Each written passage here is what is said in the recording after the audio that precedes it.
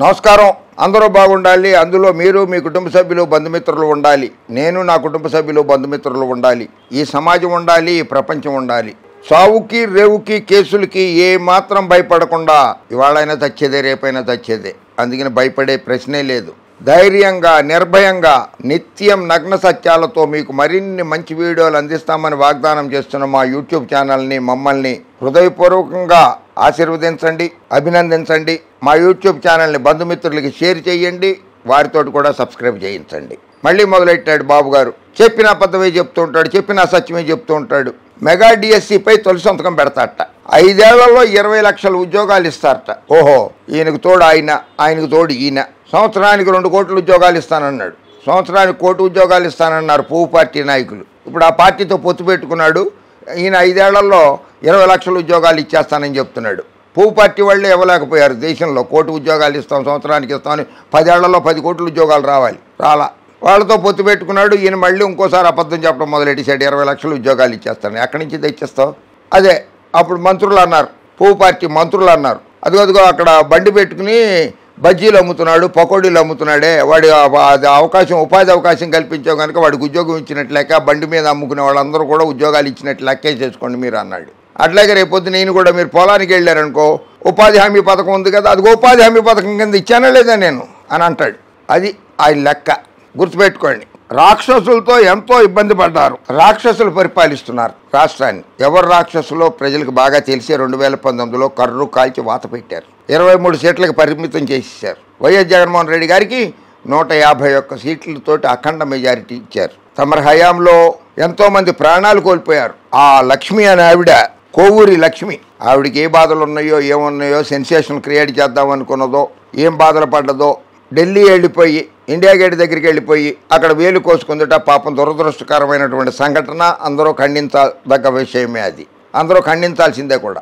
ఆ కోవూరి లక్ష్మి గారికి జగన్మోహన్ రెడ్డి గారు ఆమె సమస్యను పరిష్కరిస్తారని, ఆమెకు వైద్య ఖర్చులు అవన్నీ కూడా రాష్ట్ర ప్రభుత్వమే భరిస్తుందని ఆశిద్దాం. జగన్మోహన్ రెడ్డి గారు ఎవరికి అన్యాయం చేయలేదు. ఎంతోమందికి వైద్య ఖర్చులు ఇచ్చారు. ఆరోగ్యశ్రీలో రోగాలను కూడా గతంలో చంద్రబాబు నాయుడు గారు ఉన్నప్పుడు కొన్ని చికిత్సలకు మాత్రమే పరిమితంగా ఉండేది. అటువంటిది జగన్మోహన్ రెడ్డి గారు వచ్చిన తర్వాత దాదాపు 700 రకాల చికిత్సలకి ఆరోగ్యశ్రీ కింద చేర్చారు. కోవూరు లక్ష్మి గారికి కూడా వైద్య చికిత్స చేయిస్తారని ఆశిద్దాం. జగన్మోహన్ రెడ్డి గారు ఎక్కడ నీలాగా పుష్కరాలలో 30 మంది ప్రాణాలు గాలిలో కలిసిపెట్టేట్టు చేయలేదు. కందుకూరు దుర్ఘటనలో 8 మంది చనిపోయినట్లు చేయలేదు జగన్మోహన్ రెడ్డి గారు. బిర్యానీ ప్యాకెట్లు ఇస్తాం, చీర రమ్మని చెప్పి గుంటూరు మహాసభలో 3 మహిళల ప్రాణాలు గాలిలో కలిపేశావు. జగన్మోహన్ రెడ్డి గారు ఎప్పుడు అలా చేయలేదు.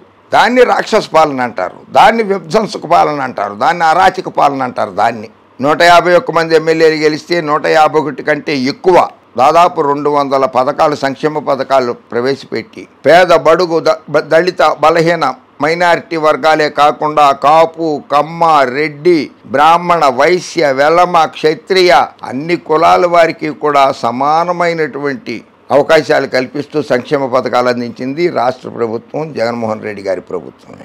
డైరెక్ట్ బెనిఫిషియరీ ట్రాన్స్ఫర్ ద్వారా 4 లక్షల కోట్ల రూపాయలు పేద, బడుగు, దళిత, బలహీన, మైనారిటీ వర్గాలకే కాకుండా అన్ని వర్గాల వారికి కూడా బ్యాంక్ అకౌంట్లో డబ్బులు జమ చేశాడు జగన్మోహన్ రెడ్డి గారు. నువ్వు ఎప్పుడైనా చేసావా? ఆ రకంగా చేయలేదు. అలవాటు లేదు మనకి. మన బ్యాంక్ అకౌంట్లు పెంచుకుంటమే అలవాటు కానీ పక్కన వాళ్ళ బ్యాంక్ అకౌంట్లు పెంచడం మనకు అలవాటు లేదు. ఎప్పుడు మన ఆస్తులు పెంచుకుంటమే అలవాటు కానీ పక్కన వాళ్ళ ఆస్తులు పెంచే అలవాటు లేదు.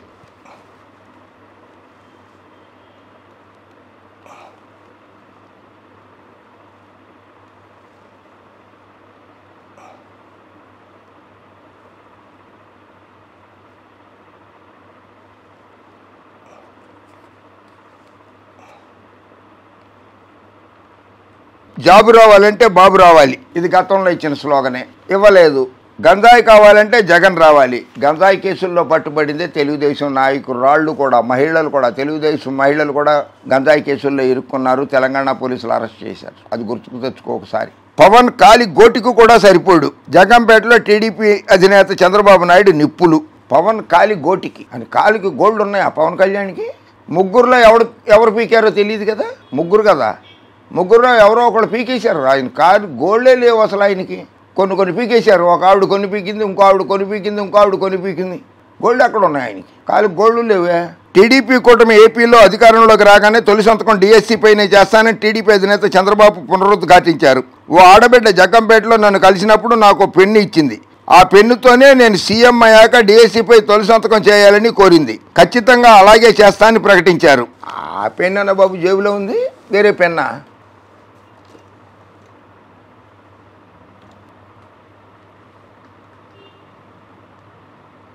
ఆఖరికి పెన్నులు కూడా తీసేసుకుంటున్నాడు ఈయన. స్కూల్ విద్యార్థులనేమో అమరావతిలో రాజధాని కట్టేస్తాను, ఇటుక ఒక్కొక్క ఇటుక కావాలి, ఇంటింటి నుంచి ఒక్కొక్క ఇటుక విద్యార్థి ఒక్కొక్కళ్ళు విద్యార్థులు ఇటుకలు తెమ్మన్నాడు. తర్వాతలో నిరసన దీక్ష, అమరావతిలో నిరసన దీక్ష, నిరాహార దీక్ష అని చెప్పి కూర్చుని జోలి పట్టుకుని డబ్బులు వసూలు చేసుకున్నాడు.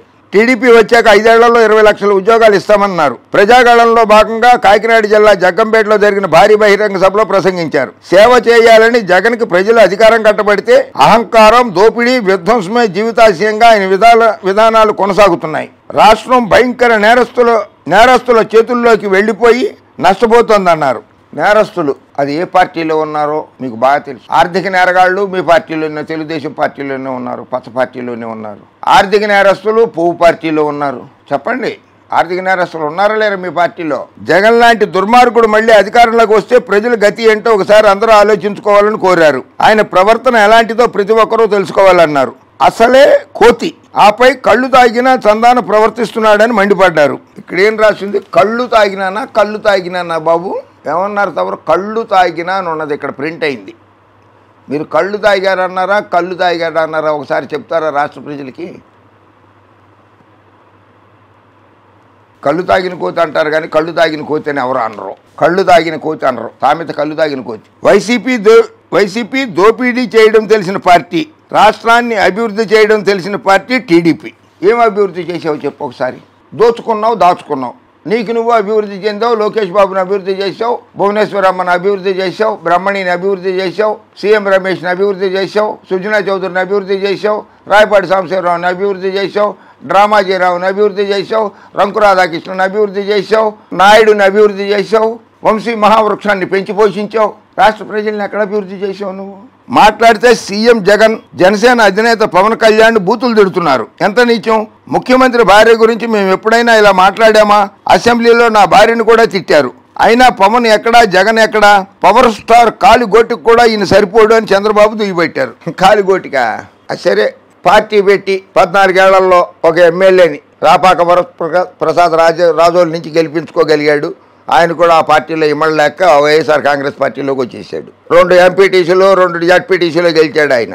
ఈయన పార్టీ పెట్టిన తర్వాత మొట్టమొదటిసారి ఎన్నికల్లోనే 6 ఎంపీలని గెలిపించుకోగలిగాడు. 67 మంది శాసనసభ్యుల్ని గెలిపించుకుంటే అందులో 23 మంది శాసనసభ్యుల్ని తమరు లాగేసుకున్నారు. శాసనసభలో ప్రతిపక్ష నాయకుడిగా వ్యవహరించాడు ఆయన 2014 నుంచి 19 వరకు. 2019లో 151 సీట్ల భారీ మెజార్టీతో ముఖ్యమంత్రి అయ్యాడు. మరి జగన్మోహన్ రెడ్డి కాలిగోటికి కూడా సరిపోడు పవన్ కళ్యాణ్. జగన్మోహన్ రెడ్డి గారి గోల్డ్ ఉన్నాయి, కాలి వేళ్లకి గోల్డ్ ఉన్నాయి, స్పష్టంగా కనపడతాయి ఆయన కాలి వేళ్ళు గోల్డ్. ఆయన కాలిగోటికి సరిపోయిన రాజకీయ నాయకుడు పవన్ కళ్యాణ్. ఆయన గురించి నువ్వు పొగుడుతావేంటి చంద్రబాబు? దయ్యాలు వేదాలు వల్లించినట్లుంటుంది మీరు మాట్లాడుతుంటే. పవన్ కళ్యాణ్ని పొగడటం మీ ఒక్కళ్ళకే చేతనైంది. రాష్ట్ర ప్రజలు అసహించుకుంటున్నారు అతన్ని చూసి. నిలకడలేని మనస్తత్వం అంటున్నారు అందరూ అతన్ని చూసి. ఓకే, నీకు నువ్వు జాబు తెచ్చుకో, ఫస్ట్ నీ కొడుక్కి జాబ్ ఇచ్చుకో, పవన్ కళ్యాణ్కి జాబ్ ఇవ్వు, అప్పుడు చూద్దాం. నీకు నువ్వు జాబు తెచ్చుకో, ముందు చూద్దాం. ముఖ్యమంత్రి జాబ్ ఉందే అది తెచ్చుకో, చూద్దాం. పవన్ కళ్యాణ్ ఉప ముఖ్యమంత్రి జాబ్ ఇస్తావో లేకపోతే మంత్రి జాబ్ ఇస్తావో చూద్దాం. లోకేష్ బాబుకి ఏ జాబ్ ఇస్తావో చూద్దాం. మంత్రి జాబ్ ఇస్తావా, కార్పొరేషన్ చైర్మన్ జాబ్ ఇస్తావా, ఎమ్మెల్సీ జాబ్ ఇస్తావా అది చూద్దాం. ముందు నువ్వు జాబ్ తెచ్చుకుంటే అప్పుడు రాష్ట్రంలోనే నిరుద్యోగ యువతకి జాబులు ఇద్దు. కానీ జాబు రావాలంటే బాబు రావాలి కాదు, జాబు రావాలంటే జగన్ రావాలి. జాబు రావాలంటే జగన్ రావాలి, బాబు కాదు. ఓకే, జై హింద్.